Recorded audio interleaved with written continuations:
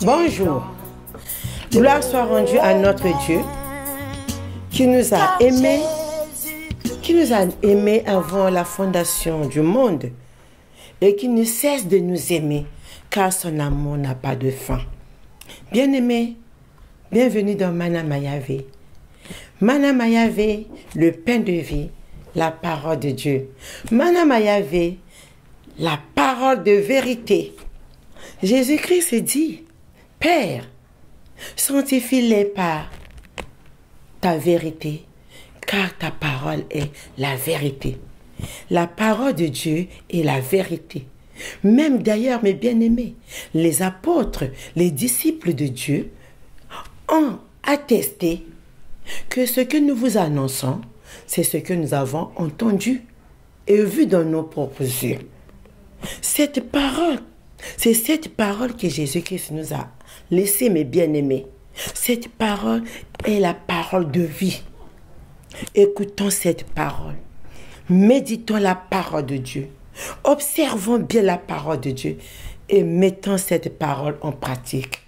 Car notre vie, notre bonheur en dépend. Que le nom de notre Dieu soit glorifié. Bien-aimés, il y a 2 semaines, nous avons parlé de temps de grâce. Vous savez, j'ai été interpellée cette semaine par les inondations. Les inondations qui ont envahi dans différents endroits, dans les différents pays. Mais bien aimés, et là particulièrement, les inondations qui sont au Congo, qui ont eu au Congo, mes bien aimés, le fleuve Congo qui a débordé et l'eau est rentrée dans des villes, dans des villages, dans des ruelles, mes bien aimés. Et la population est sans abri. Ils ne savent pas où poser leur tête. La majorité des gens, les pieds sont dans l'eau. Mais bien aimés. Mais quand j'ai imaginé cette situation, j'ai pensé à ce que notre Seigneur a dit. Dieu ne fait rien sans avoir révélé son secret à ses serviteurs. D'où consacrons-nous à la prière. Mettons-nous à la prière. Vaquons à la prière. Attachons-nous à la parole de Dieu, car cette parole est la vérité. Ce que le Seigneur a dit, il le fera. Notre Dieu est juste.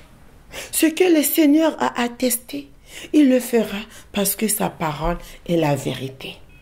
Nous lisons dans Éphésiens chapitre 5, le verset 16. Rachetez le temps, car les jours sont mauvais. Rachetons le temps, car les jours sont mauvais. Rachetons le temps, car nous ne savons pas le jour où le Seigneur viendra.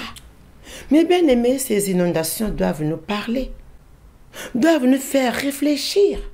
C'est en quelque sorte une alarme que le Seigneur est en train de sonner.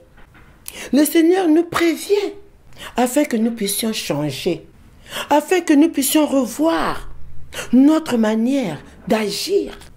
Renonçons au péché, renonçons au mal, recherchons le bien, obéissons à la parole de Dieu. Bien-aimés, quand j'ai vu par exemple des maisons qui sont remplies jusqu'à je ne sais pas combien de centimètres d'eau, même voire 1 mètre. Une personne qui a construit sa vie, il a construit des maisons, tous ses efforts dans l'eau, mes bien-aimés. Mais, vous savez, en dépit de tout ça, mes bien-aimés, nous devons réfléchir. Il y a un temps pour chaque chose. La fin de chaque chose viendra.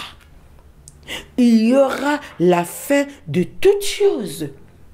Et le Seigneur nous appelle afin que nous puissions préparer au salut. Parce que notre cité à nous, c'est dans les cieux. Philippiens 3, 21 nous dit, notre cité à nous, c'est dans les cieux, où nous attendons comme sauveur le Seigneur Jésus-Christ, qui transformera notre corps de misère encore de gloire. Préparons-nous pour la gloire de notre Dieu. Préparons-nous pour notre salut. Bien-aimés, vous savez, comme nous avons la météo qui nous annonce comment sera le temps, si demain il va pleuvoir ou bien il y aura la neige, mais nous avons une météo spirituelle, une météo céleste, la parole de Dieu qui nous annonce ce que le Seigneur a prévu pour nous. La parole de Dieu qui nous parle de notre futur. C'est pourquoi, mes bien-aimés, le Seigneur sonne une alarme. Cette alarme pour nous prévenir à changer. Cette alarme pour nous rappeler que le Seigneur est parti, mais il reviendra nous chercher. D'où l'importance, mes bien-aimés, de marcher avec le Seigneur. Que le Seigneur nous aide à marcher dans ses voies. Vous savez, ces intempéries, des catastrophes naturelles, il y a aussi des fléaux, des maladies incurables. Ça ne doit pas nous perturber. Bien sûr, c'est triste, et surtout ceux qui sont victimes de tous ces fléaux, de toutes ces intempéries. Mais le Seigneur fait toutes choses bonnes en son temps. Et tout ce que Dieu fait est bon. Le Seigneur nous prépare, nous interpelle que le temps de chaque chose viendra.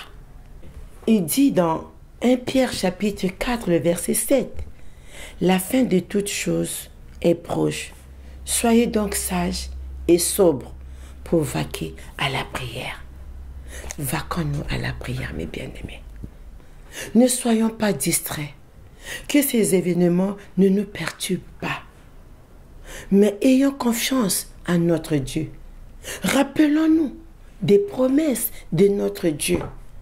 Oui, le Seigneur avait tout prédit. C'est à nous de reconnaître tout ce que le Seigneur a dit et d'appliquer sa parole. Parce qu'il viendra. Il dit dans Apocalypse 16, le verset 15, « Voici, je viens comme un voleur. Heureux celui qui veille et qui lave ses vêtements. » Mes bien-aimés, veillons, purifions-nous, sanctifions-nous, car notre Dieu est saint. Que le Seigneur vous bénisse. Que la parole de Dieu soit notre quotidien. Appliquons-nous à la parole. Appliquons-nous à la prière. Le Seigneur nous a dit, priez sans cesse. Et revêtons-nous de toutes les armes de Dieu pour ne pas céder à la tentation, pour ne pas chanceler. Mais soyons vigilants et affermis. Retenons tout ce que le Seigneur nous a dit. Soyons fermes dans la foi. Notre Dieu est vivant et sa parole est la vérité. Que Dieu vous bénisse. Amen.